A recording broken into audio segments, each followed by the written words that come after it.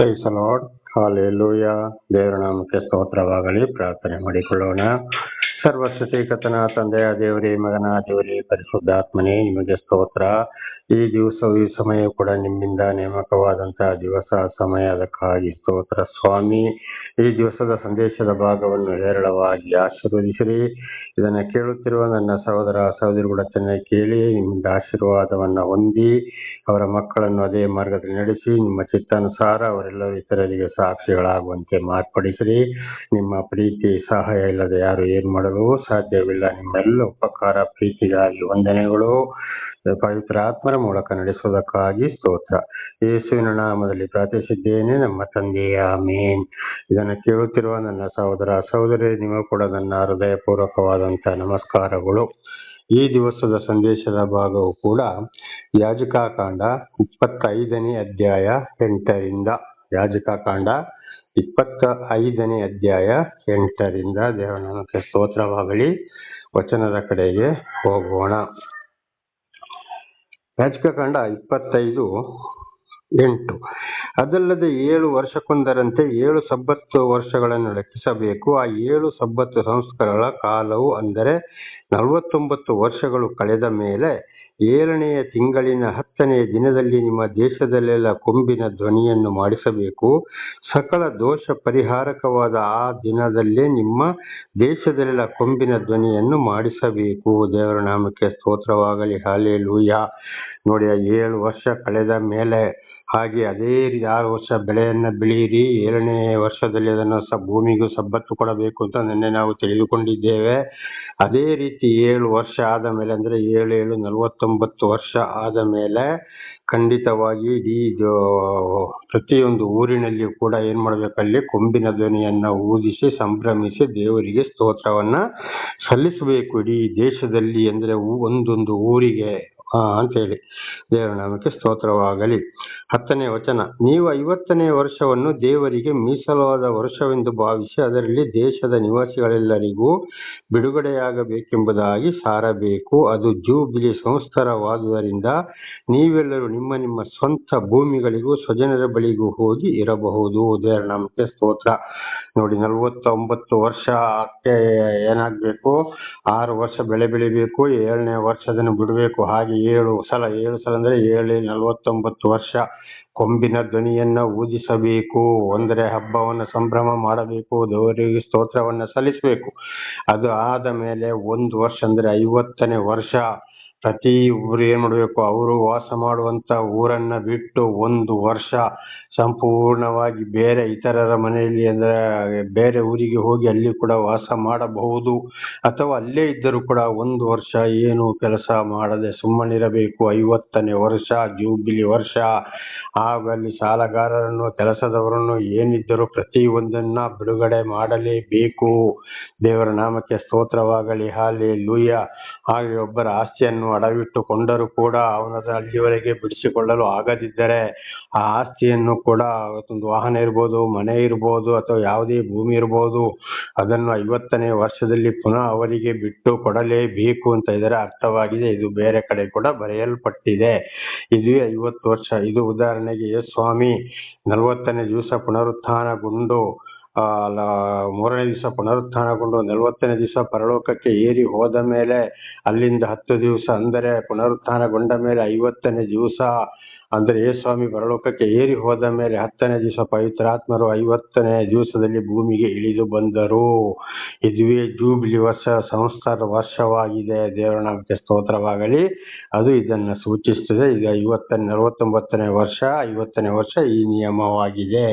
ದೇವರ ನಾಮಕ್ಕೆ ಸ್ತೋತ್ರವಾಗಲಿ. ಆದರೆ ಇದು ಯಾರಿಗೆ ತಿಳಿಸ್ತಾ ಇಲ್ಲ, ಮಾಡ್ತಾ ಇಲ್ಲ, ಅದು ಆಗೋದು ಇಲ್ಲ. ಖಂಡಿತವಾಗಿ ಇದು ನನಗಂತೂ ಗೊತ್ತೇ ಇಲ್ಲ. ನನಗೆ 70ನೇ ವರ್ಷದಲ್ಲಿ, ಅದರ ವಿಶೇಷವಾಗಿ ದೇವರು ಅರಿತ ಮೇಲೆ, ಅಂದರೆ 40ನೇ ಇಸುವಿಯಿಂದ 40ನೇ ವರ್ಷದಿಂದ ಇಲ್ಲಿವರೆಗೆ ನನಗೆ ಇದು ಯಾವುದು ಗೊತ್ತೇ ಇಲ್ಲ.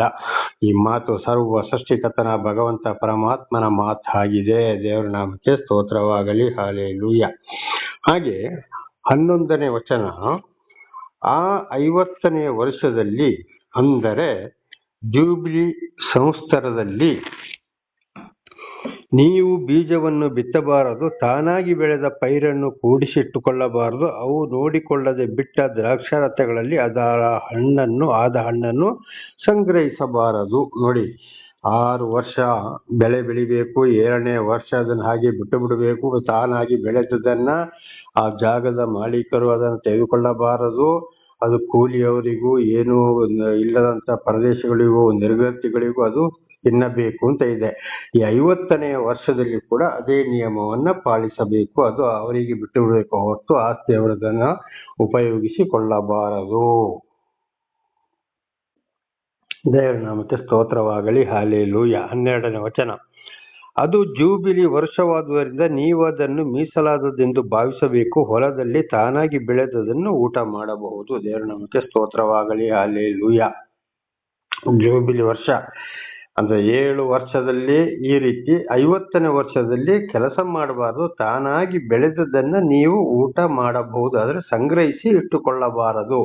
ನಾಳೆಗಿರ್ಲಿ, ಇನ್ನೊಂದು ವಾರಕ್ಕಿರ್ಲಿ, 1 ತಿಂಗಳಿಗಿರ್ಲಿ, ಮುಂದೆ ಏನ್ ಮಾಡೋದು ಸಂಗ್ರಹಿಸಿಟ್ಟುಕೊಳ್ಳಬಾರದು. ಅದದು ದಿವಸಕ್ಕೆ ಬೇಕಾಗಿದ್ದನ್ನ ತಂದು ಊಟ ಮಾಡಬಹುದು. ಇದು ನೋಡಿ, ಇದು ಯಾರಿಗೂ ಗೊತ್ತಿದ್ದವರು ತಿಳಿಸೋದು ಇಲ್ಲ, ತಿಳಿಸಿದ್ರು ನಡೆಯೋದು ಇಲ್ಲ. ಅದಕ್ಕೆ ನೋಡಿ, ಇವತ್ತು ಇಡೀ ಬಹುಲೋಕಕ್ಕೆ ಶಾಪ ಬಂದು ಹೋಗಿರೋದು. ಇನ್ನೊಂದು ಕಡೆಗೆ ಬರೆಯಲ್ಪಟ್ಟಿದೆ, ಅದು ಮುಂದಿನ ದಿವಸಗಳಲ್ಲಿ ನಾವು ಓದಿಕೊಳ್ಳಬಹುದು. ಬಹಳ ದಿವಸ ಬೇಕಾಗ್ತದೆ.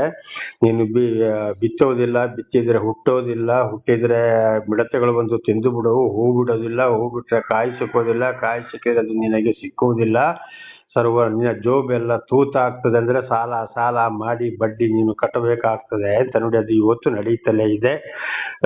ರೈತರು ಬೆಳೆದಂತ ಬೆಳೆಗೆ ಒಂದೊಂದ್ಸಲ ಕ್ರಯ ಸಿಗ್ತದೆ, ಒಂದ್ಸಲ ಬೆಳೆ ಬರ್ತದೆ. ನಾನಾ ತರದ ವೈರಸ್ಗಳು ಇವತ್ತು ಹರಡಿಕೊಂಡಿವೆ ಪ್ರತಿ ಒಂದು ಬೆಳೆಗೂ.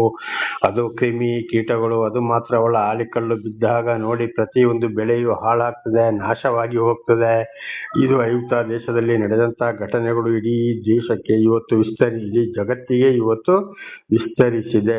ಕಾರಣ ದೇವರ ವಾಕ್ಯದಂತೆ ಅದು ಪ್ರತಿಯೊಬ್ಬರಿಗೂ ಶಾಪ ತಿಳಿದವರು ತಿಳಿಸೋದಿಲ್ಲ, ಅದರಂತೆ ನಡೆಯೋದಿಲ್ಲ. ಆದ್ದರಿಂದ ಇವತ್ತು ದೇವರ ಒಂದು ಕೋಪ ಭೂಮಿ ಮೇಲೆ ಎರಗಿ ಬಂದಿದೆ ಅಂತೇಳಿ ಇದು ಯೆರೆಮೀಯನ ಗ್ರಂಥದಲ್ಲಿಯೂ ಜಕರೀಯನ ಗ್ರಂಥದಲ್ಲಿಯೂ ಸ್ಪಷ್ಟವಾಗಿ ಬರೆಯಲ್ಪಟ್ಟಿದೆ. ಆ ಸರ್ವ ಸೃಷ್ಟಿಕರ್ತ ಪರಮಾತ್ಮನ ಭಗವಂತನ ಕೋಪವು ಇವತ್ತು ಭೂಮಿ ಮೇಲೆ ಬಂದಿದೆ ಅಂತ. ಅದುವೇ ಇವತ್ತು ನಾನಾ ತರ ಕಷ್ಟ, ಸಂಕಟ, ದುಃಖಗಳಲ್ಲಿ ಬೆಲೆ ಇಲ್ಲ, ಕ್ರಯ ಇಲ್ಲ, ನಾನಾ ತರದ ಕಾಯಿಲೆಗಳು ಮನುಷ್ಯರಿಗೂ, ದನ ಕರುಗಳಿಗೂ, ಪ್ರಾಣಿಗಳಿಗೂ, ಬೆಳೆಗಳಿಗೂ ಬಂದಿರುವ ಒಂದು ಶಾಪ ಇದುವೇ ಆಗಿದೆ. ದೇವರ ನಾಮಕ್ಕೆ ಸ್ತೋತ್ರವಾಗಲಿ. ಹಲ್ಲೆಲೂಯ. ಇದು ಆ ಸರ್ವ ಸೃಷ್ಟಿಕರ್ತ ಭಗವಂತನ ಪರಮಾತ್ಮನ ಒಂದು ಮಾತಾಗಿದೆ. ಹಾಗೆ ಇನ್ನು ಮುಂದೆ 25ನೇ ವಚನ, ಯಾಜಕಕಾಂಡ 25, 13ರಿಂದ 17ರವರೆಗೆ ನಾವು ಇದನ್ನ ಓದಿಕೊಳ್ಳೋಣ. ದೇವರ ನಾಮಕ್ಕೆ ಸ್ತೋತ್ರವಾಗಲಿ. ಜೂಬಿಲಿ ವರ್ಷದಲ್ಲಿ ನಿಮ್ಮ ಸ್ವಂತ ಭೂಮಿಗಳು ತಿರುಗಿ ನಿಮ್ಮ ವಶಕ್ಕೆ ಬರುವು. ನೀವು ಸ್ಥಿರ ಸೊತ್ತನ್ನು ಸ್ವದೇಶದವರೊಡನೆ ಕ್ರಯ ವಿಕ್ರಯ ಮಾಡುವಾಗ ಇದರ ವಿಷಯದಲ್ಲಿ ಅನ್ಯಾಯ ಮಾಡಬಾರದು. ನೋಡಿ, ಇದನ್ನೇ ಆಗ್ಲೇ ಹೇಳಿದ್ದು. ಒಂದ್ಸಲ ಒಂದು ವೇಳೆ ಒಂದು ಮನೆ ಇರ್ಬೋದು, ಅಥವಾ ಮನೆ ಸೈಟ್ ಇರ್ಬೋದು, ಈ ತರ ಭೂಮಿ ಯಾವುದೇ ಇರ್ಬೋದು, ಅಡವಿಟ್ಟಿರ್ಬೋದು, ಅವರ ಕಷ್ಟಗಳಿಗೆ ಆವಾಗ 50ನೇ ವರ್ಷದಲ್ಲಿ ಅದನ್ನು ಸಂಪೂರ್ಣವಾಗಿ ಅವರಿಲ್ಲ ಇದ್ರೆ ಅವರ ಮಕ್ಕಳಿಗಾದ್ರೂ ಅದನ್ನು ಬಿಟ್ಟು ಕೊಡಲೇ ಬೇಕು. ಇಲ್ಲ ಇದ್ರೆ ಆ ಭೂಮಿ ಶಾಪವಾಗಿ ಮಾರ್ಪಡ್ತದೆ ಅಂತ. ಹಾಗೆ ಇವತ್ತು ಅನೇಕರು ಏನ್ ಮಾಡ್ತಾ ಇದ್ದಾರೆ, ಅದನ್ನ ಬರ್ಸಿಕೊಳ್ತಾರೆ. ಕಡೆಗೆ ಆ ಭೂಮಿ ಬೆಳೆ ಬೆಳೆಯೋದಿಲ್ಲ. ನಾನಾ ರೀತಿ ಕಷ್ಟ, ಸಂಕಟ, ದುಃಖಗಳು, ಇನ್ನೊಬ್ಬರಿಗೆ ಮಾರೋದು ಇದೇ ರೀತಿ ಅದು ಹೋಗ್ತಾ ಇರ್ತದೆ. ಹಾಗೆ ಅದನ್ನ ಅನ್ಯಾಯ ಮಾಡಲೇಬಾರದು, ಅಂತವ್ರಿಗೆ ವಾಪಸ್ಸು ಬಿಟ್ಟು ಕೊಡಲೇಬೇಕು. 15ನೇ ವಚನ. ಕಳೆದ ಜೂಬಿಲಿ ಸಂವತ್ಸರದಿಂದ ಇಷ್ಟು ವರ್ಷವಾಯಿತು ಎಂದು ಲೆಕ್ಕಿಸಿ ಸ್ವದೇಶದವನಿಂದ ಕ್ರಯಕ್ಕೆ ತೆಗೆದುಕೊಳ್ಳಬೇಕು. ದೇವರ ನಾಮಕ್ಕೆ ಸ್ತೋತ್ರವಾಗಲಿ. ಹಲ್ಲೆಲೂಯ. ಅಲ್ಲಿಂದ ಜೂಬಿಲಿ ವರ್ಷವನ್ನ ಲೆಕ್ಕ ಮಾಡಿ ಅಲ್ಲಿಂದ ವಾಪಸ್ಸು ಏನ್ ಮಾಡಬೇಕು, ಯಾರು ಕೊಟ್ಟಿದ್ದಾರ ಭೂಮಿಯನ್ನ ಅವರ ಕೈಯಿಂದ ವಾಪಸ್ ಅದನ್ನ ಕ್ರಯ ಕೊಟ್ಟು ತೆಗೆದುಕೊಳ್ಳಬೇಕು. ಅಂದ್ರೆ ಅವನು ಕೊಟ್ಟ ದುಡ್ಡನ್ನು ವಾಪಸ್ ಕೊಟ್ಟು ಅದರ ಮೇಲೆ ಸ್ವಲ್ಪ ಕೊಟ್ಟು ಅದನ್ನ ಭೂಮಿಯವರು ವಶಪಡಿಸಿಕೊಳ್ಳಬೇಕು, ಸುಮ್ಮನೆ ತೆಗೆದುಕೊಳ್ಳಬಾರದು ಅಂತ ಇದರ ಅರ್ಥ. ಅದರಂತೆ ಮಾರುವವನಿಷ್ಟು ವರ್ಷಗಳ ಬೆಲೆಯಾಯಿತೆಂದು ಲೆಕ್ಕಿಸಿ ಕ್ರಯಕ್ಕೆ ಕೊಡಬೇಕು. ಮುಂದಿನ ಜೂಬಿಲಿ ಸಂವತ್ಸರ ತನಕ ಹೆಚ್ಚು ವರ್ಷಗಳಾದರೆ ಭೂಮಿಯ ಕ್ರಯವನ್ನು ಹೆಚ್ಚಿಸಬೇಕು, ಕಡಿಮೆಯಾದರೆ ತಗ್ಗಿಸಬೇಕು. ಭೂಮಿಯನ್ನೆಲ್ಲ ಲೆಕ್ಕದ ಪ್ರಕಾರ ಬೆಳೆಗಳನ್ನೇ ಮಾರುತ್ತಾನಲ್ಲ. ದೇವರ ನಾಮಕ್ಕೆ ಸ್ತೋತ್ರವಾಗಲಿ. ಅದಕ್ಕೊಂದು ತೀರ್ಮಾನ ಮಾಡಿ ಅದನ್ನ ವಾಪಸ್ ಅವರು ತೆಗೆದುಕೊಳ್ಳಬಹುದು, ಕ್ರಯಕ್ಕೆ ತೆಗೆದುಕೊಳ್ಳಬಹುದು. ಬೆಳೆಯ ಲೆಕ್ಕದಲ್ಲಿ ಕೂಡ ತೆಗೆದು ಅದನ್ನೆಲ್ಲ ಲೆಕ್ಕ ಹಾಕಿ ಅವನಿಗೆ ತೆಗೆದುಕೊಂಡವನಿಗೆ ಅದರ ಬಾಕಿ ದುಡ್ಡನ್ನು ಕೊಟ್ಟು ಭೂಮಿಯನ್ನು ವಶಪಡಿಸಿಕೊಳ್ಳಬೇಕು ಅಂತ ಇದರ ಅರ್ಥ. 17. ಆದುದರಿಂದ ನೀವು ಒಬ್ಬರಿಗೊಬ್ಬರು ಅನ್ಯಾಯ ಮಾಡಬಾರದು, ನಿಮ್ಮ ದೇವರಿಗೆ ಭಯಪಡುವವರಾಗಿರಬೇಕು. ನಾನು ನಿಮ್ಮ ದೇವರಾದ ಯೆಹೋವನು. ಯಾರಿಗೂ ಅನ್ಯಾಯ ಮಾಡಬಾರದು. ನನ್ನ ವಾಕ್ಯದಂತೆ ನೀವು ನಡೆದುಕೊಳ್ಳಿರಿ. ನಾನು ಸರ್ವ ಸೃಷ್ಟಿಕರ್ತನು. ಆದಿಯು ನಾನೇ, ಅಂತ್ಯವು ನಾನೇ, ಮಾರ್ಗವು ಸತ್ಯವೂ ಜೀವವು ನಾನೇ ಆಗಿದ್ದೇನೆ.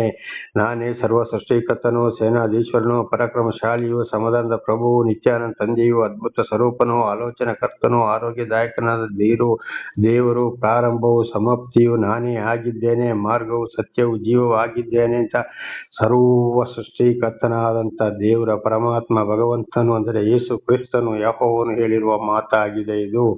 ದೇವರ ನಾಮಕ್ಕೆ ಸ್ತೋತ್ರವಾಗಲಿ. ನಾನೇ ಯೆಹೋವನು ಅಂತ ಆಗಾಗ ಪದೇ ಪದೇ ಪದೇ ಪದೇ ಅಂದರೆ ನಾನೇ ಪರಮಾತ್ಮ ಭಗವಂತನು ಅಂತ ನಾವು ಇದನ್ನು ತಿಳಿದುಕೊಂಡಿದ್ದೇವೆ.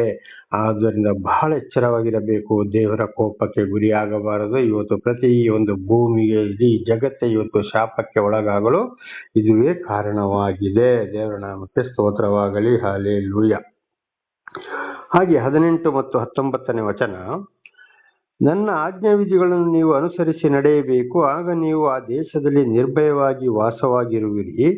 ನಿಮ್ಮ ಭೂಮಿಯು ಫಲವತ್ತಾಗುವುದು, ನೀವು ಸಮೃದ್ಧಿಯಾಗಿ ಊಟ ಮಾಡುವಿರಿ ಮತ್ತು ಆ ದೇಶದಲ್ಲಿ ನೀವು ನಿರ್ಭಯವಾಗಿ ವಾಸ ಮಾಡುವಿರಿ. ನೋಡಿ ದೇವರು ಯಾವ ರೀತಿ ಹೇಳ್ತಾ ಇದ್ದಾರಲ್ಲ, ಮಾತುಗಳನ್ನು ನೀವು ಕೈಗೊಂಡು ನಡೆಯಿರಿ, ಆಗ ದೇಶದಲ್ಲಿ ಯಾವುದೇ ಹೆದರಿಕೆ ಇಲ್ಲದೆ, ಯಾವುದೇ ತೊಂದರೆ ಇಲ್ಲದೆ ನೀವು ಬಹಳ ಚೆನ್ನಾಗಿ ಬದುಕ್ತೀರಿ, ವಾಸವಾಗಿ ಇರ್ತೀರಿ. ಭೂಮಿಯು ಸರಿಯಾದ ಫಲವನ್ನು ಕೊಡ್ತದೆ, ನೀವು ಒಳ್ಳೆ ಆಶೀರ್ವಾದ ಹೊಂದುತ್ತೀರಿ, ಯಾವುದೇ ಭಯವಿಲ್ಲದೆ ನೀವು ನಡೆಯುತ್ತೀರಿ ನನ್ನ ಮಾತುಗಳನ್ನು ಕೈಗೊಂಡು ನಡೆದರೆ ಅಂತ. ಇದು ಪರಮಾತ್ಮ ಭಗವಂತನ ಮಾತಾಗಿದೆ. ವಿರುದ್ಧವಾಗಿರುವುದರಿಂದ ಇವತ್ತು ಅನೇಕ ಕಷ್ಟ, ಸಂಕಟ, ದುಃಖಗಳು ಇವತ್ತು ಮನೆ ಮತ್ತೆ ಇಡೀ ಕುಟುಂಬ, ಸಂಸಾರ, ಇಡೀ ಜಗತ್ತೇ ಇವತ್ತು ತೀರ್ಪಿಗೆ ಒಳಗಾಗಲು ಕಾರಣ.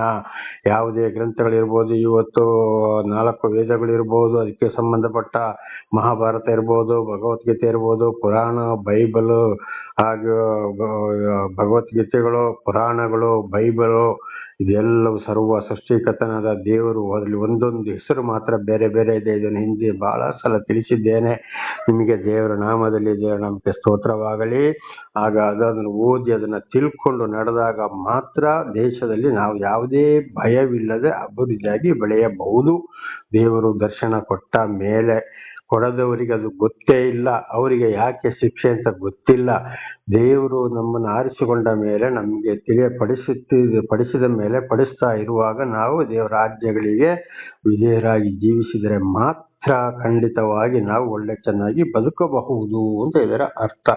ಇಲ್ಲದಿದ್ದರೆ ಖಂಡಿತವಾಗಿ ಇವತ್ತು ಬರುತ್ತಿರುವಂತ ಕಷ್ಟ, ಸಂಕಟ, ದುಃಖಗಳು ಇಡೀ ಜಗತ್ತಿಗೆ ತೀರ್ಪು, ದೇವರ ಕೋಪವಾಗಿದೆ. ದೇವರ ನಾಮಕ್ಕೆ ಸ್ತೋತ್ರವಾಗಲಿ. ಹಲ್ಲೆಲೂಯಾ. ಹಾಗೆ 20ರಿಂದ 22, 7ನೇ ವರ್ಷದಲ್ಲಿ ಬೀಜವನ್ನು ಬಿತ್ತುವುದಕ್ಕಾಗಲಿ ಬೆಳೆದದನ್ನು ಕೂಡಿಸಿಟ್ಟುಕೊಳ್ಳುವುದಾಗಲಿ ಅಪ್ಪಣೆ ಇಲ್ಲವಲ್ಲ. ಆ ವರ್ಷದಲ್ಲಿ ಏನು ತಿನ್ನಬೇಕೆಂದು ವಿಚಾರಿಸುತ್ತೀರೋ ಕೇಳಿರಿ. 6ನೇ ವರ್ಷದ ಬೆಳೆ ನನ್ನ ಪೂರ್ಣಾನುಗ್ರಹದಿಂದ 3 ವರ್ಷಗಳ ಬೆಳೆಯಷ್ಟಾಗುವುದು. ನೀವು 8ನೇ ವರ್ಷದಲ್ಲಿ ಬೀಜವನ್ನು ಬಿತ್ತಿ ಅದರ ಬೆಳೆ ದೊರೆಯುವ ತನಕ, ಅಂದರೆ 9ನೇ ವರ್ಷದವರೆಗೆ ಹಿಂದಿನ ಬೆಳೆಯಿಂದಲೇ ಜೀವನ ಮಾಡುವಿರಿ. ನೋಡಿ, 6 ವರ್ಷ ಸಬ್ಬತ್ ದಿವಸ ಭೂಮಿಯನ್ನು ಸೂಚಿಸ್ತದೆ. 6 ವರ್ಷ ಬೆಳೆದ್ರೆ ನಾವು ಏನು ತಿನ್ಬೇಕು ಅಂತ ನೀವು ಯೋಚನೆ ಮಾಡ್ತೀರೋ, ಅಥವಾ 49 ವರ್ಷ ಆದ್ಮೇಲೆ 50ನೇ ವರ್ಷದಲ್ಲಿ ಬಿಟ್ಟರು ಏನು ತಿನ್ಬೇಕು ಅಂತ ಯೋಚನೆ ಮಾಡ್ತೀರೋ, ಹಾಗೆ ನೀವು ಮಾಡಿದ್ರೆ 6ನೇ ವರ್ಷದಲ್ಲಿ, ಅಂದ್ರೆ ಮೂರೇ ವರ್ಷದಲ್ಲಿ 3 ವರ್ಷ ಕಳೆದ ಮೇಲೆ ಮತ್ತೆ 3 ವರ್ಷ ಅಂದ್ರೆ 6 ವರ್ಷದವರೆಗೆ ಬೆಳೆಯುವಾಗ ನೀವು ಅದರ 3ರಷ್ಟು ಬೆಳೆಯನ್ನ ಬೆಳೆಯುತ್ತೀರಿ ಖಂಡಿತವಾಗಿಯೂ. ಆಗ ದೇವರಲ್ಲಿ ಕೊಡವನಾಗಿದ್ದಾನೆ. ಅದೇ ರೀತಿ 49 ವರ್ಷ ಕಳೆದ ಮೇಲೆ 50ನೇ ವರ್ಷದಲ್ಲಿ ಬಿಟ್ಟ ಏನು ತಿನ್ಬೇಕು ಅಂತ ಯೋಚನೆ ಮಾಡ್ತೀರೋ, ಹಾಗೆ ಖಂಡಿತವಾಗಿ 49 ವರ್ಷ ಬೆಳೆದಾಗ ದೇವರು ಆಶೀರ್ವಾದವನ್ನ ಕೊಟ್ಟು ಮತ್ತು ಎಷ್ಟು ವರ್ಷ ಜಾಸ್ತಿ ತಿನ್ನುವ ಹಾಗೆ ದೇವರು ಮಾಡ್ತಾರೆ. ದೇವರು ನಮಗೆ ಸ್ತೋತ್ರವಾಗಲಿ. ಇಸ್ರೇಲರನ್ನು ಐಗುಪ್ತ ದೇಶದಿಂದ ಬಿಡುಗಡೆ ಮಾಡಿಕೊಂಡು ಬಂದಾಗ ತಿನ್ನಕ್ಕೆ ಆಹಾರ ಇಲ್ಲೊಂದು ಮರ ಇಟ್ಟಾಗ ಮೋಶೆಯು ದೇವರಲ್ಲಿ ಪ್ರಾರ್ಥಿಸಿದಾಗ ಒಂದೇ ದಿವಸದಲ್ಲಿ ಬೆಳಗಿನ ಸಮಯದಲ್ಲಿ ಸೂರ್ಯ ಉದಯ ಆಗಿ ಸೂರ್ಯನ ಬಿಸಿಲು ಏರುವ ತನಕ ಮಂಜಿನ ಹಾಗೆ ಆಕಾಶದಿಂದ ಮನ್ನವು ಸುರಿಯಿತು. ಅದನ್ನು 41 ದಿವಸ ಒಂದು ಸ್ವಲ್ಪ ಸಮಯ ಬೆಳಗಿನ ಜಾವದಲ್ಲಿ ಸುರಿದ ಮನ್ನ 40 ವರ್ಷ ಇಸ್ರೇಲರು ಊಟ ಮಾಡಿದರು. ದೇವರ ನಾಮಕ್ಕೆ ಸ್ತೋತ್ರವಾಗಲಿ. ಹಾಗೆ ದೇವರು ಆದುಕೊಂಡವರಿಗೆ ದೇವರು ದರ್ಶನ ಕೊಟ್ಟ ಮೇಲೆ ದೇವರ ಮಾತಿಗೆ ವಿಧೇಯರಾಗಿ ಜೀವಿಸಿದ್ರೆ ಖಂಡಿತವಾಗಿಯೂ ದೇವರು 1 ವರ್ಷ ನಮಗೆ ನಷ್ಟ ಆದರೂ ಕೂಡ ಅದರಲ್ಲಿ ಬೇಕಾದಷ್ಟು ವರ್ಷಗಳು ನಾವು ಚೆನ್ನಾಗಿ ತಿನ್ನುವಾಗೆ ಆಶೀರ್ವಾದ ಮಾಡ್ತಾರೆ. ಒಂದಲ್ಲ ಒಂದು ರೂಪದಲ್ಲಿ ದೇವರು ಕೊಡೋರಾಗಿದ್ದಾರೆ. ನನ್ನ ಸಹೋದರ ಸಹೋದರಿಯರೇ, ಈ ನನ್ನ 31 ವರ್ಷದ ಜೀವಿತದಲ್ಲಿ ನಾನು ಒಬ್ಬಂಟಿಗನಾಗಿ ಮನೆಯಿಂದ ನಾನು ನನ್ನ ತಾಯಿ ಹೊರಗಡೆ ಬಂದು ತಾಯಿ ಕೇರಳದಲ್ಲಿ ಆಶ್ರಮದಲ್ಲಿ ಸತ್ತು ಹೋದ್ಮೇಲೆ ಒಬ್ಬಂಟಿಗನಾಗಿ ದೇವರು ನನ್ನನ್ನು ಸುತ್ತಾಡಿಸಿದರು. ಸುವಾರ್ತೆಗಾಗಿ ಇಡೀ ಕರ್ನಾಟಕ ರಾಜ್ಯದಾದ್ಯಂತ, ಅದು ಕೇರಳದ ಸ್ವಲ್ಪ ಕಡೆಗೆ, ಆಂಧ್ರದಲ್ಲಿ ಸ್ವಲ್ಪ ಕಡೆಗೆ, ಹೀಗೆ ತಮಿಳುನಾಡಲ್ಲಿ ಸ್ವಲ್ಪ ಕಡೆಗೆ, ಹೀಗೆ ತಿರುಗಿಸಿದ ಮೇಲೆ ಇವತ್ತು ಕೂಡ ನನಗೆ ಏನು ಕೊರತೆಯಾಗಲಿಲ್ಲ. ದೇವರು ನಮಗೆ ಸ್ತೋತ್ರವಾಗಲಿ. ದೇವರೇ ನೀನೆಪ್ಪ. ಆರೋಗ್ಯದ ವಿಷಯದಲ್ಲಿ ಕೂಡ ಇದನ್ನು ಬಹಳ ಸಲ ಹೇಳಿದ್ದೇನೆ. ಸತ್ತು ಮಣ್ಣಿಗೆ ಮಣ್ಣಾಗಿ ಧೂಳಿಗೆ ಧೂಳಾಗಿ ಹೋಗುವನ್ನ ದೇವರು ನನ್ನ ಇವತ್ತು ಎಬ್ಬಿಸಿ ನಿಲ್ಲಿಸಿದ್ದಾರೆ. ಇವತ್ತು ನನಗೆ 70ನೇ ವರ್ಷ ನಡೀತಾ ಇದೆ, ಆದ್ರೂ ದೇವರು ನಡೆಸ್ತಾ ಇದ್ದಾರೆ. ನಾನಾ ರೀತಿ ಕಷ್ಟ ಸಂಕಟ ದುಃಖಗಳು ಬಂದಾಗ ಇತರರ ಕೈಲಿ ಸಹಾಯ ಮಾಡಿಸಿದ್ದಾರೆ, ಇವತ್ತು ಮಾಡಿಸ್ತಲೇ ಇದ್ದಾರೆ. ನನಗೆ ಪ್ರತಿ ಒಂದು ವಿಚಾರದಲ್ಲಿ ಕೂಡ ನನಗೆ ಆಶ್ಚರ್ಯವಾಗುತ್ತಿದೆ. ದೇವರ ನಾಮಕ್ಕೆ ಸ್ತೋತ್ರವಾಗಲಿ. ಹಾಗೆ ದೇವರು ದರ್ಶನ ಕೊಟ್ಟ ಮೇಲೆ, ಸತ್ಯ ಸುವಾರ್ತೆಯನ್ನ ಅಂದ್ರೆ ದೇವರ ಮಾತನ್ನು ತಿಳಿದ ಮೇಲೆ, ದೇವರ ವಾಕ್ಯಕ್ಕೆ ವಿಧೇಯರಾಗಿ ಜೀವಿಸಿದರೆ ದೇವರು ಖಂಡಿತವಾಗಿ ಅಂತವರನ್ನ ಕೈ ಬಿಡುವವರೇ ಅಲ್ಲ. ದೇವರ ನಾಮಕ್ಕೆ ಸ್ತೋತ್ರವಾಗಲಿ. ಹಾಗೆ 23ರಿಂದ 24ರವರೆಗೆ ಓದಿಕೊಳ್ಳೋಣ. ಯಾಜಕಕಾಂಡ 25, 23, 24. ಭೂಮಿಯನ್ನು ಶಾಶ್ವತವಾಗಿ ವಿಕ್ರಯಿಸಿ ಬಿಡಬಾರದು, ಯಾಕೆಂದರೆ ಭೂಮಿ ನನ್ನದು, ನೀವಾದರೂ ಪರವಾಸಿಗಳಾಗಿ ನನ್ನ ಆಶ್ರಯದಲ್ಲಿ ಇಳ್ಕೊಂಡವರೇ. ದೇವರ ನಾಮಕ್ಕೆ ಸ್ತೋತ್ರವಾಗಲಿ. ನೋಡಿ, ದೇವರು ನಮಗೆ ಇವತ್ತು ಜೀವನಕ್ಕೆ ಅಂತ ಕೊಟ್ಟ ಭೂಮಿ, ಅದು ಮನೆ, ಒಂದು ಸಣ್ಣ ಮನೆ ಸೈಟ್ ಆಗ್ಬಹುದು ಅಥವಾ ಭೂಮಿ ಆಗಿರ್ಬಹುದು. ಇದನ್ನು ಶಾಶ್ವತವಾಗಿ ಒಬ್ಬರಿಗೆ ಏನ್ ಮಾಡಬೇಕು, ನಾವು ಅದನ್ನ ಬರೆದು ಕೊಡಬಾರದು. ಸ್ವಲ್ಪ ದಿವಸಕ್ಕೆ ಅಂತ ಹೇಳಿ ಅವರಿಗೆ ಬರೆದು ಕೊಡಬೇಕು ಅಂದ್ರೆ ಅಡ ಇಡಬೇಕಷ್ಟೇ. ಶಾಶ್ವತವಾಗಿ ಕೊಡಲೇಬಾರದು. ಇದು ನಿಮಗೆ ನನಗೆ ಬೇಡ ಎಂಬುದಾಗಿ. ಯಾಕೆಂದ್ರೆ ದೇವ್ರು ಹೇಳ್ತಾ ಇದ್ದಾರೆ ಭೂಮಿ ನನ್ನದು ಅಂತೇಳಿ. ದೇವ್ರ ನಮಗೆ ಸ್ತೋತ್ರ. ನೋಡಿ, ಆದಿಕಾಂಡ 1ನೇ ಅಧ್ಯಾಯದಲ್ಲಿ ನೋಡುವಾಗ, ಮೊಟ್ಟ ಮೊದಲು ನೋಡುವಾಗ ದೇವರು ಭೂಮಿಯನ್ನು ಆಕಾಶವನ್ನ ಸೃಷ್ಟಿ ಮಾಡಿದರು ಎಂಬುದಾಗಿ. ಅಂದ್ರೆ ಪರಮಾತ್ಮನು ಭಗವಂತನು ಸರ್ವವನ್ನು ಭೂಮಿಯನ್ನು ಸೃಷ್ಟಿ ಮಾಡಿದನು ಅಂತ ಇದೆ. ಆದಿಕಾಂಡ 1ನೇ ಅಧ್ಯಾಯದಲ್ಲಿ ನೋಡುವಾಗ ದೇವರ ನಾಮಕ್ಕೆ ಸ್ತೋತ್ರವಾಗಲಿ. ಹಲ್ಲೆಲೂಯಾ. ಹಾಗೆ ಇವತ್ತು ಮಹಾಭಾರತದಲ್ಲಿ ಕೂಡ ವೇದಗಳಲ್ಲಿ ನೋಡುವಾಗ ಅಲ್ಲಿ ಪರಮಾತ್ಮ ಭಗವಂತನು ಅಲ್ಲಿ ಹೇಳ್ತಾ ಇದ್ದಾರೆ ಭೂಮಿ ನನ್ನದು ಅಂತೇಳಿ. ಕುರಾನ್ ಅಲ್ಲಿ ಅಲ್ಲಾ ದೇವರು ಹೇಳ್ತಾ ಇದ್ದಾರೆ ಭೂಮಿ ನನ್ನದು ಅಂತೇಳಿ. ಎಲ್ಲ ಒಂದೇ, ಹೆಸರುಗಳು ಬೇರೆ, ಇದನ್ನ ಹಿಂದೆ ತಿಳ್ಕೊಂಡಿದ್ದೇವೆ. ಹಾಗೆ ಮಾರೋದಾದರೆ ಶಾಶ್ವತವಾಗಿ ಬರ್ಕೊಡಬಾರದು. ದುಡ್ಡು ತಗೊಂಡು ಕಷ್ಟಗಳಿಗಾಗಿ ಮಾತ್ರ ಅಡ ಇಡಬೇಕು ಅಂತ ಅದರ ಅರ್ಥವಾಗಿದೆ. ದೇವರ ನಾಮಕ್ಕೆ ಸ್ತೋತ್ರವಾಗಲಿ. ಅದು ಹಿಂದೆ ನಾವು ತಿಳಿದುಕೊಂಡಿದ್ದೇವೆ. 50 ವರ್ಷದವರೆಗೆ ಅಡ ಇಟ್ಟವನ್ನು ಬಿಡಿಸಿಕೊಳ್ಳಲಾಗದಿದ್ದರೆ 50ನೇ ವರ್ಷದಲ್ಲಿ ಅದರ ಲೆಕ್ಕಾಚಾರ ಮಾಡಿ ಹಣವನ್ನು ಅವರಿಗೆ ಕೊಟ್ಟು ಅದನ್ನು ವಾಪಸ್ಸು ಬಿಡಿಸಿಕೊಳ್ಳಲೇಬೇಕು. ತೆಗೆದುಕೊಂಡವರು ಅದನ್ನು ವಾಪಸ್ಸು ಕೊಡಲೇಬೇಕು. ದೇವರ ನಾಮಕ್ಕೆ ಸ್ತೋತ್ರವಾಗಲಿ. ಹಲ್ಲೆಲೂಯಾ. ಯಾಕೆಂದ್ರೆ ಅದು ನನ್ನದು, ನೀವು ಭೂಮಿಯಲ್ಲಿ ಇಳಕೊಂಡವರು, ಅಂದ್ರೆ ನಿಮ್ಮನ್ನ ಸೃಷ್ಟಿ ಮಾಡಿ ಭೂಮಿಯಲ್ಲಿ ಬಿಟ್ಟಿದ್ದು ನಾನು. ಭೂಮಿ ನನ್ನದು ಅಂತ ನಿಜವಾಗ್ಲೂ ಹೌದು. ಆದ್ರೆ ಇವತ್ತು ಏನ್ ಹೇಳ್ತಾರೆ ಒಬ್ಬೊಬ್ರು, ನನ್ನ ಭೂಮಿ ನನ್ನ ಭೂಮಿ, ನನ್ನ ತೋಟ ನನ್ನ ತೋಟ. ಏನ್ ಹೇಳ್ತಾ ಇದ್ದಾರೆ? ಇವತ್ತು ನಾವು ಭೂಮಿಯನ್ನು ಸೃಷ್ಟಿ ಮಾಡಿದೀವಿಯೋ? ಭೂಮಿಯ ಕೆಳಗೆ ನೀರನ್ನು ನಾವಿಟ್ಟಿದೀವಿಯೋ? ಅಥವಾ ಇವತ್ತು ನೀರಿನ ಮಂಜುಗಡ್ಡೆಯನ್ನು ಮೋಡದ ರೂಪದಲ್ಲಿ ಎಲ್ಲಿಂದಲೋ ತಂದು ಇವತ್ತು ಎಲ್ಲಿಗೆ ಬೇಕು ಅಲ್ಲಿ ದೇವರು ಸುರಿಸುವರಾಗಿದ್ದಾರೆ, ನಾವು ಸುರಿಸ್ತಾ ಇದ್ದೀವಿಯೋ? ಹಾಗಿರುವಾಗ ಇವತ್ತು ನನ್ನ ಆಸ್ತಿ ನನ್ನ ಆಸ್ತಿ ನನ್ನ ಆಸ್ತಿ ಅಂತ ಹೇಳ್ತಾ ಇದ್ದಾರೆ. ಇದು ಕೂಡ ದೇವರಿಗೊಂದು ಬೇಸರ. ಏನೇ ಇದ್ದರೂ ದೇವರ ಭೂಮಿ ನಮಗಾಗಿ ವಾಸಕ್ಕೆ ಕೊಟ್ಟ ಭೂಮಿ ಅಂತ ನಾವು ತಿಳ್ಕೊಳ್ಬೇಕಾಗ್ತದೆ. ಆದ್ರಿಂದ ಶಾಶ್ವತವಾಗಿ ಮಾರಬಾರದು. ದೇವರ ನಾಮಕ್ಕೆ ಸ್ತೋತ್ರವಾಗಲಿ. ಪರವಾಸಿಗಳು, ನಾವು ಒಂದು ವಾಸಕ್ಕಾಗಿ ದೇವರು ನಮಗೆ ಇದನ್ನು ಕೊಟ್ಟಿದ್ದಾರೆ ಪ್ರೀತಿಯಲ್ಲಿ. 24ನೇ ವಚನ. ನಿಮ್ಮಲ್ಲಿ ಮತ್ತೊಬ್ಬನ ಸ್ವಾಸ್ಥ್ಯವನ್ನು ಭೂಮಿ ನಿಮ್ಮ ವಶಕ್ಕೆ ಬಂದರೆ ಅದನ್ನು ಈಡುಕೊಟ್ಟು ಬಿಡಿಸಿಕೊಳ್ಳುವ ಅಧಿಕಾರವು ಕೊಟ್ಟವನಿಗೆ ಇರಬೇಕು. ನೋಡಿ, ಆ ರೀತಿ ಬರೆದುಕೊಡಬೇಕು. ಇಷ್ಟು ವರ್ಷ ಅಥವಾ ನಾನು ಯಾವಾಗ ಈ ಆಸ್ತಿಯನ್ನ ನಿನ್ನ ಹಣವನ್ನ ತೆಗೆದುಕೊಂಡಿದ್ದನ್ನು ವಾಪಸ್ಸು ಕೊಡುವಾಗ ನೀನು ನನಗೆ ಅದನ್ನು ಬಿಟ್ಟು ಕೊಡಬೇಕು ಅಂತ ಆ ರೀತಿ ಬರೆದು ಕೊಟ್ಟು ಆಸ್ತಿಯನ್ನ ಇನ್ನೊಬ್ಬರಿಗೆ ಕೊಡಬೇಕು. ಇಂಥ ಕಷ್ಟ ಸಂಕಟ ಬಂದರೂ ಶಾಶ್ವತವಾಗಿ ಕೊಡಬಾರದು. ದೇವರ ಭೂಮಿಯಾಗಿದೆ. ದೇವರ ನಾಮಕ್ಕೆ ಸ್ತೋತ್ರವಾಗಲಿ. ಹಾಗೆ 25ರಿಂದ 28ರವರೆಗೆ ಓದಿಕೊಳ್ಳೋಣ. ಯಾಜಿಕ ಕಾಂಡ 25ರಿಂದ 28. ನೀವು ನಿಮ್ಮ ಸಹೋದರರಲ್ಲಿ ಒಬ್ಬನು ಬಡವನಾಗಿ ತನ್ನ ಭೂಸ್ಥಿತಿಯಲ್ಲಿ ಏನಾದರೂ ಮಾರಿಕೊಂಡರೆ ಅವನ ಸಮೀಪವಾದ ಬಂಧುವು ಅದನ್ನು ಬಿಡಿಸಿಕೊಳ್ಳಬಹುದು. ಒಂದು ವೇಳೆ ಭೂಮಿಯನ್ನು ಈ ರೀತಿ ಸ್ವಲ್ಪ ವರ್ಷಕ್ಕೆ ಅದನ್ನು ಅಡವಿಟ್ಟುಕೊಂಡ್ರೆ, ಅವರು ಅಲ್ಲಿ ಇಲ್ಲದಿದ್ರೆ, ಅಕಸ್ಮಾತ್ ಅವರ ಮಕ್ಕಳಿಗೂ ಆಗದಿದ್ರೆ, ಒಂದು ವೇಳೆ ಅವರಿಗೆ ಮಕ್ಕಳೇ ಇಲ್ಲದಿದ್ರೆ ಅದನ್ನು ಸಮೀಪದ ಬಂಧು ಬಿಡಿಸಿಕೊಳ್ಳಬಹುದು. ಅಂದರೆ ಅವನ ಅಣ್ಣಂದಿರ ಮಕ್ಕಳು ಅಥವಾ ಅಣ್ಣಂದಿರು ಅಥವಾ ತಮ್ಮಂದಿರು ಅಥವಾ ಅಣ್ಣಂದಿರ ಮಕ್ಕಳು ಅಥವಾ ತಮ್ಮಂದಿರ ಮಕ್ಕಳು, ಹೀಗೆ ಅದನ್ನು ಬಿಡಿಸಿಕೊಳ್ಳಬಹುದು. ಅವರಿಗೆ ಅಧಿಕಾರವಿದೆ. ಅಂದರೆ ಅದೇ ರೀತಿ ಬರೆದುಕೊಡಬೇಕಾಗಿದೆ. ಇದು ದೇವರ ನಿಯಮವಾಗಿದೆ. ದೇವರ ನಾಮಕ್ಕೆ ಸ್ತೋತ್ರ. 26. ಬಿಡಿಸುವ ಬಂಧುವು ಇಲ್ಲದ ಹೋದ ಪಕ್ಷಕ್ಕೆ ಮಾರಿದವನೇ ಸ್ಥಿತಿವಂತನಾಗಿ ಅದನ್ನು ಬಿಡಿಸಿಕೊಳ್ಳುವಷ್ಟು ಹಣವನ್ನು ಸಂಪಾದಿಸಿದರೆ ಆ ಭೂಮಿಯನ್ನು ಮಾರಿದಂದಿನಿಂದ ಕಳೆದ ವರ್ಷಗಳನ್ನು ಬಿಟ್ಟು ಮಿಕ್ಕ ಕ್ರಯವನ್ನು ಕೊಟ್ಟು ತನ್ನ ಭೂಮಿಯನ್ನು ಸ್ವಾಧೀನಪಡಿಸಿಕೊಳ್ಳಬಹುದು. ಇದನ್ನೇ ಕೂಡ ಹಿಂದೆಯಿಂದ ಈಗ ಇವತ್ತಿನ ಸಂದೇಶದಲ್ಲಿ ನಾವು ಮೊದಲಿನಿಂದಲೇ ಹೇಳಿದ್ದು. ಒಂದು ವೇಳೆ ಅವನು ಕಷ್ಟದಲ್ಲಿ ಕೊಟ್ಟ, ಆಮೇಲೆ ಅವನೇ ಐಶ್ವರ್ಯವಂತನಾಗಿ ಅದನ್ನು ವಾಪಸ್ಸು 50 ವರ್ಷದ ಒಳಗಡೆ ಅಥವಾ ಎಷ್ಟೇ ತಡವಾದರೂ 50ನೇ ವರ್ಷದಲ್ಲಿ ಅವನಿಗೆ ಆ ಹಣವನ್ನ ಕೊಟ್ಟು ಭೂಮಿಯನ್ನ ಬಿಡಿಸಿಕೊಳ್ಳಬೇಕು. ತೆಗೆದುಕೊಂಡವನು ಹಣವನ್ನು ತೆಗೆದುಕೊಂಡು ಭೂಮಿಯನ್ನು ಕೊಡಲೇಬೇಕು.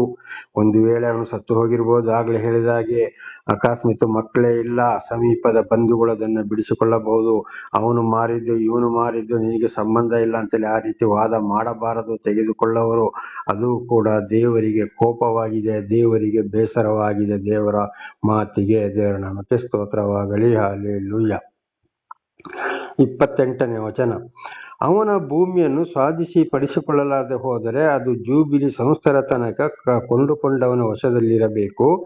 ಜೂಬಿಲಿ ವರ್ಷದಲ್ಲಿ ಅದು ಬಿಡುಗಡೆಯಾಗುವುದು. ಆಗ ಭೂಮಿ ತಿರುಗಿ ಅವನ ವಶಕ್ಕೆ ಬರುವುದು. ನೋಡಿ, ಇದನ್ನೇ ಇವತ್ತಿನ ಸಂದೇಶದಲ್ಲಿ ಇಲ್ಲಿಯವರೆಗೆ ಮತ್ತೆ ದೇವರು ಎಚ್ಚರಿಸ್ತಾ ಇದ್ದಾರೆ ಯಾಜಕರ ಮುಖಾಂತರ. ದೇವರ ನಾಮಕ್ಕೆ ಸ್ತೋತ್ರವಾಗಲಿ. ಇದನ್ನು ಪಾಲಿಸಲೇಬೇಕು ಪ್ರತಿಯೊಬ್ಬರು ಕೂಡ.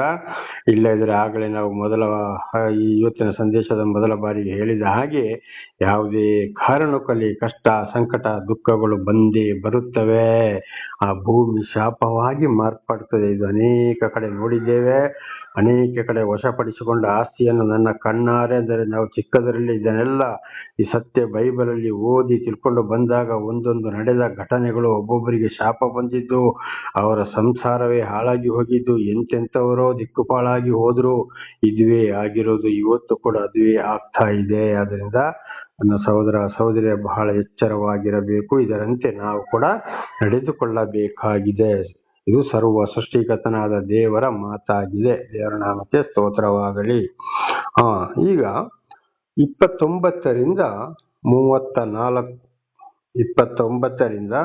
34ರವರೆಗೆ ನಾವಲ್ಲಿ ಓದುವಾಗ, ಯಾವನಾದರೂ ಪೌಳಿಗೋಡೆಯುಳ್ಳ ಪಟ್ಟಣದಲ್ಲಿರುವ ಮನೆಯನ್ನು ಮಾರಿದರೆ ಅದನ್ನು ಮಾರಿದ ದಿನ ಮೊದಲುಗೊಂಡು 1 ವರ್ಷ ಪೂರ್ತಿಯಾಗುವುದರೊಳಗೆ ಈಡುಕೊಟ್ಟು ಬಿಡಿಸಬಹುದು. ಪೂರಾ 1 ವರ್ಷದ ತನಕ ಅದನ್ನು ಬಿಡಿಸುವ ಅಧಿಕಾರ ಅವನಿಗಿರ್ತದೆ. ಯಾರಾದ್ರೂ ಒಬ್ಬ ಒಂದು ಮನೆಯನ್ನ ಮಾರಿದ್ರೆ ಅದನ್ನ 1 ವರ್ಷದ ಒಳಗೆ ಅವನು ಅದನ್ನ ವಾಪಸ್ಸು ಕೊಟ್ಟು ಬಿಡಿಸಿಕೊಳ್ಳಬಹುದು. ಅವನಿಗೆ ಅಧಿಕಾರವಿದೆ. ಖಂಡಿತವಾಗಿ ಈಗ ಒಂದು ಎಷ್ಟೋ ವರ್ಷ ಅದನ್ನು ಕೂಡ ಇವತ್ತು ಇಷ್ಟು ವರ್ಷಕ್ಕೆ ಅಂತೇಳಿ ಬರೆದು ಕೊಡ್ಬೋದು. ಆದರೆ 1 ವರ್ಷದೊಳಗೆ ಅವನು ಖಂಡಿತವಾಗಿಯೂ ಅದನ್ನು ಬಿಡಿಸಿಕೊಳ್ಳುವ ಅಧಿಕಾರ ಅವರಿಗೆ ಇದೆ. ಅದೇ ರೀತಿ ಅದನ್ನು ಮಾರುವಾಗಲೂ ಕೂಡ, ಅದನ್ನು ಅಡವಿಡುವಾಗಲೂ ಕೂಡ ಅದೇ ರೀತಿ ಬರವಣಿಗೆಯಾಗಬೇಕು ಅಂತ ಇದರ ಅರ್ಥ. ಇದು ಯೆರೆಮೀಯನ ಗ್ರಂಥದಲ್ಲಿ ಇದೆ. ಬರವಣಿಗೆ ಇಲ್ಲದೆ ಯಾವ ಕೆಲಸವೂ ಆಗಬಾರದು ಎಂಬುದಾಗಿ. 30ನೇ ವಚನ. ಪೌಳಿ ಗೋಡೆಯುಳ್ಳ ಪಟ್ಟಣದಲ್ಲಿರುವ ಮನೆ 1 ವರ್ಷದೊಳಗಾಗಿ ಬಿಡಿಸಲ್ಪಡದೆ ಹೋದರೆ ಆ ಜೂಬಿಲಿ ಸಂವತ್ಸರದಲ್ಲಿ ಬಿಡುಗಡೆಯಾಗದೆ ಕ್ರಯ ಕೊಟ್ಟವನಿಗೂ ಅವನ ಸಂತತಿಯವರಿಗೂ ಶಾಶ್ವತವಾಗಿ ನಿಲ್ಲಬಹುದು. ಒಂದು ವೇಳೆ 1 ವರ್ಷದ ಒಳಗೆ ಅವನದನ್ನು ಬಿಡಿಸಕ್ಕೆ ಆಗದಿದ್ರೆ ಅದು ಅಡವಿಟ್ಟ ಮನೆ.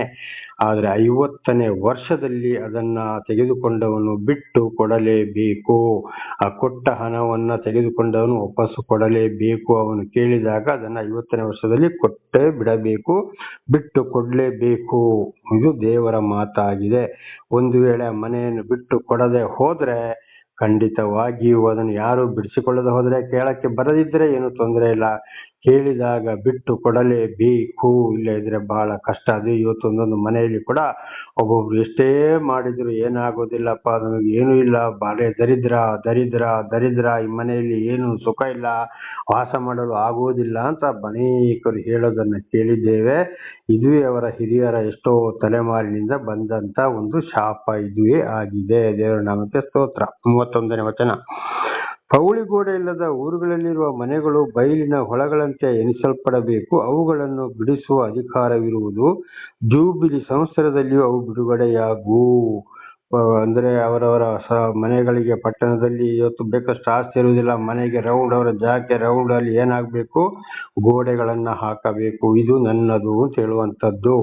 ಹಾಗೆ ಅದು ಇಲ್ಲದೆ ಹೋದರೂ ಕೂಡ ಅದನ್ನ ಬಿಡುಗಡೆ ಮಾಡಲೇಬೇಕು. 1 ವರ್ಷ ಅಥವಾ 50 ವರ್ಷದ ಒಳಗಡೆ ಅಥವಾ 50ನೇ ವರ್ಷದಲ್ಲಿ ಅದು ಬಿಡುಗಡೆ ಆಗಲೇಬಹುದು. ಅಂದ್ರೆ ಸುತ್ತು ಕಾಂಪೌಂಡ್ ಇಲ್ಲದ ಜಾಗವಾದರೂ ಕೂಡ. ದೇವರ ನಾಮಕ್ಕೆ ಸ್ತೋತ್ರ.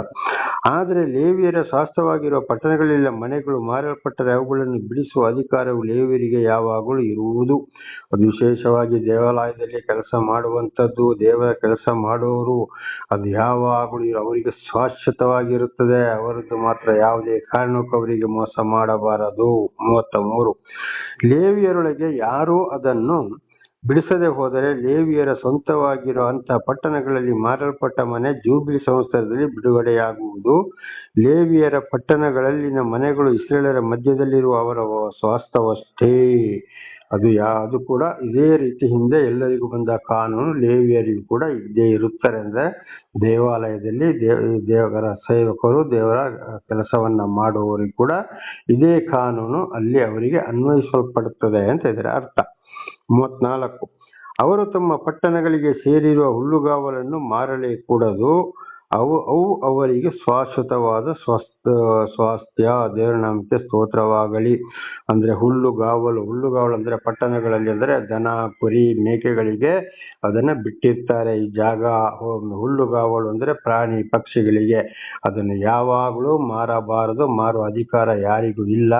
ಅದು ಶಾಶ್ವತವಾಗಿ ಹುಲ್ಲುಗಾವಲಾಗಿ ಇರಬೇಕು. ಇದು ಒಂದೊಂದು ಊರಲ್ಲಿ ಇವತ್ತು ಕೂಡ ಹುಲ್ಲುಗಾವಲು ಅಥವಾ ಊರುಡುವೆ ಅಂತ ಬಿಟ್ಟಿರ್ತಾರೆ. ಅದು ಯಾವಾಗಲೂ ಮಾರಬಾರದು. ಆದರೆ ಈಗಿನ ಸರ್ಕಾರ ಏನ್ ಮಾಡಿದೆ ಅಂತ ಹುಲ್ಲುಗಾವಲನ್ನು ಕೂಡ ಇಲ್ಲದೆ ಮಾಡಿ ಇವತ್ತು ಅವರ ಒಂದು ರಾಜಕೀಯಗಳಿಗಾಗಿ, ಮತಗಳಿಗಾಗಿ ಅದನ್ನು ಕೂಡ ಬಡವರಿಗೆ ಅಂತೇಳಿ ಸೈಟು ಮಾಡಿ ಅದನ್ನು ರಾಜಕಾರಣಿಗಳಿಗೆ ಬೇಕಾದಷ್ಟು ಇದ್ದವರಿಗೆ ಸೈಟನ್ನು ಹಂಚಿಕೊಡೋರಾಗಿದ್ದಾರೆ. ಬಡವರಿಗೆ ಅದು ಕೂಡ ಇಲ್ಲ. ಹಾಗೆ ಹುಲ್ಲುಗಾವಲನ್ನು ಆ ರೀತಿ ಮಾಡಿದ ರಾಜಕಾರಣಿಗಳಿಗೂ ಒಂದು ಶಾಪ. ಅದು ಬಡವರಿಗೆ ಇಲ್ಲ, ಐಶ್ವರ್ಯವಂತರಿಗೆ ಅವರು ಏನೇನೋ ಮಾಡಿ ಇವತ್ತು ಏನ್ ಮಾಡ್ತಾರೆ ಅಂತವರೇ ವಶಪಡಿಸಿಕೊಳ್ತಾರೆ. ಈಗ ಒಂದೊಂದು ರಾಜಕಾರಣಿಗಳ ವಿಷಯಗಳನ್ನ ನಾವು ನೋಡ್ತೇವೆ. ಇವತ್ತು ಆ ಹಗರಣ, ಈ ಹಗರಣ, ಆ ಪಟ್ಟಣಗಳಲ್ಲಿ, ಈ ಪಟ್ಟಣಗಳಲ್ಲಿ ಅದು ಬಡವರ ಹೆಸರು ಹೇಳಿ ಅಲ್ಲಿ ಎಲ್ಲ ಸೈಟ್ ಮಾಡ್ತಾರೆ. ಆಮೇಲೆ ಅವರೊಂದಿಗೆ ಚೆನ್ನಾಗಿರೋರಿಗೆ ಬೇಕಾದಷ್ಟು ಲಂಚವನ್ನ ತಕೊಂಡು ಪಟ್ಟಣಗಳಲ್ಲಿ ಆ ಸೈಟ್ ಅನ್ನ ಪಡೆದುಕೊಳ್ಳುವವರಾಗಿದ್ದಾರೆ. ಕಡೆಗೆ ನೋಡಿ ನಾನಾ ತರದ ಗಲಾಟೆಗಳು ಇದು ಹಿಂದೆ ಕೂಡ ಈಗಲೂ ಕೂಡ ನಡೀತಲೇ ಇದೆ, ನಡೆದು ಹೋಯ್ತು. ಅಷ್ಟು ಸೈಟು, ಇಷ್ಟು ಸೈಟು ಅಂತ ಯಾರ್ಯಾರಿಗೋ ಇದು ಬಹಳ ದೊಡ್ಡ ಶಾಪವಾಗಿ ಮಾರ್ಪಡುತ್ತದೆ. ಹುಲ್ಲುಗಾವಲು ಅಂತ ಇವತ್ತು ಇದು ಕೂಡ ಮೈಸೂರು ಪಟ್ಟಣದಲ್ಲಿ ನಡೆದಂತ ಒಂದು ಘಟನೆಗಳು ಕೂಡ ಇತ್ತೀಚೆಗೆ ಎಲ್ರಿಗೂ ಕರ್ನಾಟಕ ರಾಜ್ಯದಾದ್ಯಂತ ಪ್ರತಿಯೊಬ್ಬರಿಗೆ ಗೊತ್ತಾದಂತ ವಿಷಯ. ರಾಜಕಾರಣಿಗಳು ಏನು ಮಾಡ್ತಾರೆ ಅಂತ ಹೇಳಿ. ಅದೇ ಕಾರಣಕ್ಕೆ ನೋಡಿ ಒಂದೊಂದು ಶಾಪಗಳು ಬಂದು ಹೋಗಿದೆ, ಬರುತ್ತಲೇ ಇವೆ. ಮುಂದೆ ಏನಾಗ್ತದೆ ಅಂತ ಗೊತ್ತಿಲ್ಲ. ಹುಲ್ಲುಗಾವಲಿನ ವಿಷಯದಲ್ಲಿ ಕೂಡ ಇದುವೇ, ಅದು ಹುಲ್ಲುಗಾವಲಾಗಿಯೇ ಇರಬೇಕು. ಅಂದರೆ ಊರಿನ ಪ್ರಾಣಿಗಳಿಗೆ ಅದು ವಾಸ ಮಾಡ್ಲಿಕ್ಕೆ ಇರುವ, ಅವರ ಆಹಾರಕ್ಕಾಗಿ ಇರುವಂತ ಒಂದು ಜಾಗ. ಇದನ್ನು ಇವತ್ತು ರಾಜಕಾರಣಿಗಳು ನಾನಾ ರೀತಿ ಏನೇನೋ ಮಾಡ್ತಾರೆ. ಇದು ಕೂಡ ದೇವರ ದೃಷ್ಟಿಯಲ್ಲಿ ಬಹಳ ಒಂದು ದೊಡ್ಡ ಶಾಪವಾಗಿದೆ. ದೇವರ ನಾಮಕ್ಕೆ ಸ್ತೋತ್ರವಾಗಲಿ. ಹಲ್ಲೆಲೂಯಾ. ಹಾಗೆ 35ರಿಂದ 38ರವರೆಗೆ ಓದುವಾಗ ಯಾಜಕಕಾಂಡ 25, 35ರಿಂದ 38.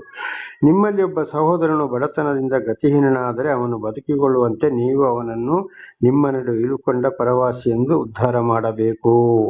ಒಬ್ಬ ಸಹೋದರ ಅಂದರೆ ಬಡತನದಲ್ಲಿದ್ದವನು ಅವರೊಳಗೆ ಬಂದು ನನಗೇನು ಗತಿ ಇಲ್ಲಪ್ಪ ಅಂತೇಳಿ ಅವರಲ್ಲಿ ವಾಸ ಮಾಡಕ್ಕೆ ಬಂದರೆ ಖಂಡಿತವಾಗಿ ಅವನನ್ನು ತನ್ನ ಮನೆಯವರಾಗಿ ನೋಡಿಕೊಳ್ಳಬೇಕು ಅಂತೇಳಿ. ಆದರೆ ಒಂದೊಂದು ಸಮಯದಲ್ಲಿ ಹಾಗೆ ಇರ್ತಾರೆ. ಆಮೇಲೆ ಅವರು ಬಂದು ಮನೆ ಮಠವನ್ನ ಕದಿಯೋರಾಗಿದ್ದಾರೆ, ನಾನಾ ಥರದಲ್ಲಿ ಮೋಸ ಮಾಡೋರಾಗಿದ್ದಾರೆ. ಅಂಥವ್ರನ್ನ ಗುರುತು ಹಚ್ಚಿ ಅಂಥವ್ರನ್ನ ಕೂಡ ಕಳಿಸಿಕೊಡಲೇಬೇಕು ಅಂತ ದೇವರ ವಾಕ್ಯವಿದೆ.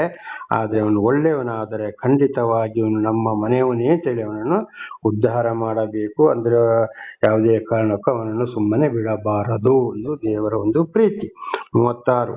ನೀವು ಅವನಿಂದ ಬಡ್ಡಿಯನ್ನಾಗಲಿ ಲಾಭವನ್ನಾಗಲಿ ತೆಗೆದುಕೊಳ್ಳಬಾರದು. ಅವನು ನಿಮ್ಮ ಬಳಿಯಲ್ಲಿ ಬದುಕುವಂತೆ ನೀವು ದೇವರಲ್ಲಿ ಭಯಭಕ್ತಿ ಉಳ್ಳವರಾಗಿ ನಡೆದುಕೊಳ್ಳಬೇಕು.